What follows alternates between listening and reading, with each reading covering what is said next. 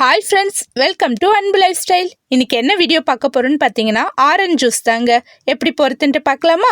நான் orange juice போட 4 orange பழத்தை எடுத்துருக்கேங்க. ஆரஞ்சு பழத்து மேலே இருக்க தோலை இது போல் சீவி எடுத்துக்கலாங்க.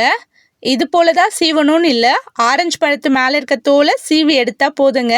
இது கொஞ்சம் அழகாக ஸ்ப்ரிங்கு போல் ரவுண்டாக வந்துட்டே இருந்துச்சா, அதனால் நான் அப்படியே சீவிட்டே இருந்தேங்க. அந்த தோல் அழகாக எவ்வளோ தூரம் என்னால் கண்டினியூ பண்ண முடிஞ்சதோ அது வரையும் சீவி எடுத்தேன்.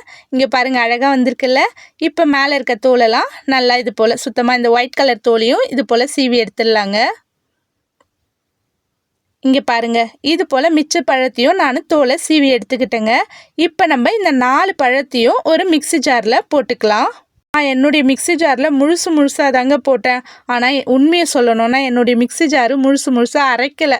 அதனால் அதுக்கப்புறமா அதை கட் பண்ணி தான் போட்டேன். உங்கள் மிக்ஸி ஜாரு முழுசாக போட்டு அரைக்கணும்னா முழுசாக போட்டுக்கோங்க. அரைக்காதுன்ற பட்சத்தில் நீங்களும் கட் பண்ணி போட்டுக்கோங்க முன்கூட்டியே. இதில் தேவையான அளவு தண்ணி, சர்க்கரை சேர்த்து இப்போ அரைச்சி எடுத்துக்கலாம்.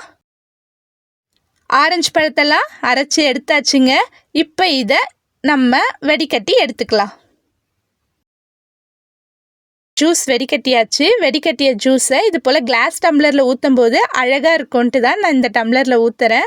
இங்கே பாருங்கள், எவ்வளோ அழகாக ஆரஞ்சு கலராக இருக்குல்ல. இப்போ உங்களுக்கு தேவைப்பட்டால் ஐஸ் கியூப் சேர்த்துக்கோங்க. நான் ஒரு கப்லேயே ஒரு 3-4 பீஸ் ஐஸ் கியூபு சேர்த்துக்கிட்டேன்.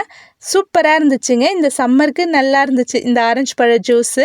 உங்களுக்கு சர்க்கரை வேணும்னா சேர்த்துக்கோங்க, வேணான்ற பட்சத்தில் ஒன்றும் தவறு இல்லைங்க. அவ்வளோதாங்க. இந்த வீடியோ உங்களுக்கு பிடிச்சிருந்தா ஒரு லைக் போட்டுருங்க. தேங்க்யூ, பாய்.